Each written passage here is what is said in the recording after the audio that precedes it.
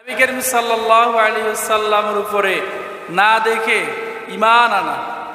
সাহাবায়ে কেরাম রিদওয়ানুল্লাহ তাআলা আজমাইন তিনারা বললেন, ইয়া রাসূলুল্লাহ, আপনার উম্মতের মধ্যে কারা শ্রেষ্ঠ? আমাদের চেয়ে শ্রেষ্ঠ কি আপনার উম্মতের মধ্যে কেউ আছে? নবী করিম সাল্লাল্লাহু আলাইহি ওয়াসাল্লাম বললেন, হ্যাঁ, অবশ্যই আছে।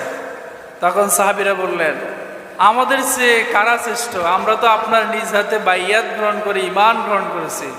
নবীজি বললেন, তোমরা তো আমাকে দেখি ঈমান এনেছো, এটা সহজ। এটা কি সহজ?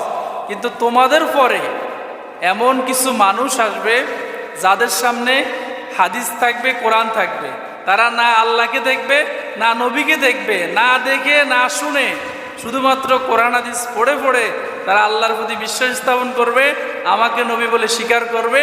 তারা হচ্ছে তোমাদের চেয়ে উত্তম। সুবহানাল্লাহ বলে।